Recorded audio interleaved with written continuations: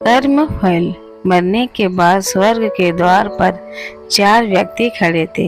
इन 4 व्यक्ति से पहला राजा था, दूसरा एक बिजनेसमैन था, तीसरा पंडित था और चौथा एक आम आदमी मजदूर था। किसी को यह पता नहीं था कि कौन स्वर्ग के अंदर प्रवेश कर पाएगा और कौन वहीं से वापस लौट दिया जाएगा। सब स्वर्ग का दरवाजा खुलने की राह देख रहे थे और आपस में बातें कर रहे थे, जैसे कि राजा को मरने से पहले ही आदत थी। उसने अपनी बात सबसे पहले बताई। राजा ने कहा, मैं बहुत प्रख्यात राजा हूँ। मैंने धरती पर अपना बहुत नाम कमाया है, इसलिए पूरी संभावना है कि मैं ही स्वर्ग में जाऊंगा। फिर व्यापारी ने अपनी बात सामने रखी।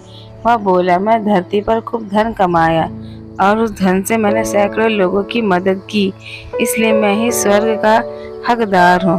अब बारी थी पंडित की, तो पंडित ने मुंह खोला और सबको यह कहा, चाहो तुम जो सोच लो, लेकिन यह बात तो तय है कि स्वर्ग के दरवाजे खुलते ही तो मेरे लिए ही।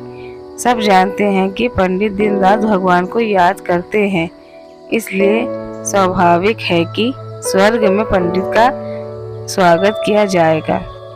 जब सब ने अपना अपना पक्ष रख दिया, तब सबकी नजर उस मजदूर पर थी जो चुपचाप अपनी नजरों नीचे झुकाए बिना कुछ बोले वहीं खड़ा रहा।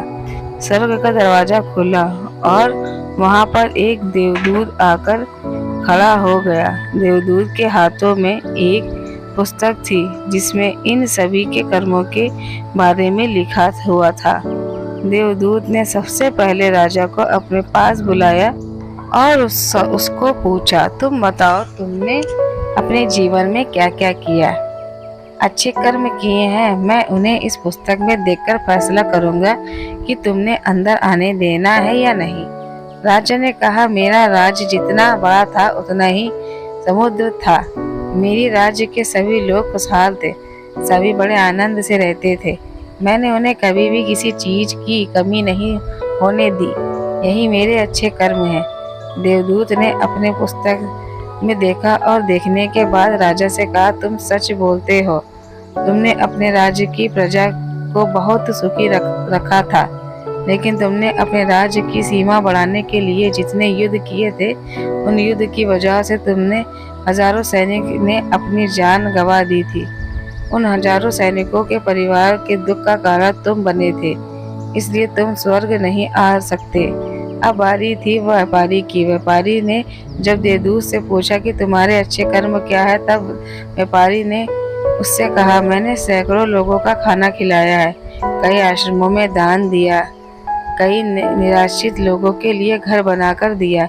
यह मेरे अच्छे कर्म है। देवदूत ने फिर से अपनी पुस्तक में ध्यान से देखा और देखने के बाद व्यापारी से कहा, तुम्हारा कहना भी ठीक है कि तुमने बहुत दान धर्म किया, लेकिन यह दान धर्म तुमने जिन पैसों के लिए किया है, उन पैसों को कमाने के लिए तुमने न जाने कितने झूठ बोले हैं, कितनी हेरा फेरी की है और कितने मिलावटें की है, इसलिए तुम भी स्वर्ग में नहीं आ सकते।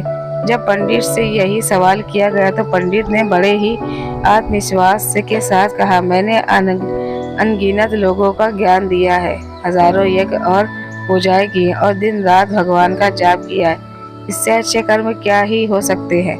देवदूत ने अपनी पुस्तक के अंदर झांक कर देखा तो पंडित से कहा, अपने जितने भी लोगों को जो भी ज्ञान दिया, उन बातों पर खुद पर कभी अमल नहीं किया। अपने यज्ञ पूजा या भगवान का नाम निस्वार्थ भाव से कभी नहीं किया, इसलिए उसका भी स्वर्ग में आना प्रतिबंध है।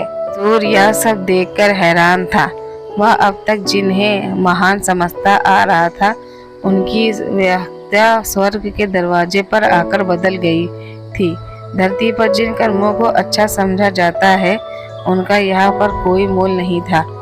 यमदूत ने जब इस मजदूर को अपने पास बुलाया और इससे सब पहले कि वह उससे उसके अच्छे कर्मों के बारे में पूछता, मजदूर बोला, प्रभु, मैं जानता हूँ कि मैं भी स्वर्ग में आने के लायक नहीं हूँ, लेकिन मैं फिर भी एक बात बाहर से ही स्वर्ग को झांककर देखना चाहता हूँ। बस इससे ज़्यादा मेरी कोई इच्छा नहीं, क्योंकि इससे इच्छा पालने के लिए मैंने अपने जीवन में कुछ भी नहीं किया। मैं पूरा दिन मेहनत करता और जो भी पैसे कमाता उन्हें अपने परिवार के लिए पालन पोषण में खर्चा कर देता। इसलिए दान धर्म लिए कुछ बचता ही नहीं। लोगों को भला मैं क्या सेवा करता, क्योंकि काम के बाद जो थोड़ा सा समय मिलता उसको मैं अपने ही बूढ़े माँ बाप की सेवा में बिता देता। और यह सब करने के बाद मैं कभी कभी मंदिर भी चला जाता और भगवान से जैसा भी मुझे दिया है उस जीवन के लिए धन्यवाद कहता। देवदूत ने अपनी पुस्तक में बड़े ध्यान से देखा और थोड़ी देर देखते ही रहा। फिर उसने मजदूर से पूछा कि तुम याद करके बताओ, तुमने कभी तो कोई अच्छा काम किया होगा। जो मजदूर ने थोड़ी देर सोचने के बाद बोला, हाँ मुझे थोड़ा थोड़ा याद है कि एक बार मैं बहुत भूखा था और मैं खाना ही खाने बैठा था कि एक बहुत ही कमजोर कुत्ता जो ठीक से चल भी नहीं पा रहा था वह मेरे पास आ गया और खाने को देखने लगा। तब मैंने अपनी रोटी उसे खिला दी और उस दिन मैं भूखा ही सो गया था। मजदूर की बात सुनते के बाद देवदूत मुस्कुराया और मजदूर को बड़े सम्मान से स्वर्ग के अंदर ले गया। दोस्तों, अच्छे कर्म का भोग मोह माया इन सब भाव से आकर नहीं किए जाते हैं और ना ही इनसे अच्छे कर्मों की श्रेणी से गिना जाता है। निवार्स भाव में से किया गया एक ही अच्छा कर्म भी आपके जीवन के सारे पाप धोने की शक्ति रखता है। इसलिए जब भी मौका मिले निवास्त भाव और अच्छे मन से अच्छे कर्म किया करें। कैसी लगी स्टोरी? अच्छी लगे तो प्लीज़ लाइक, सब्सक्राइब और शेयर कर दीजिएगा।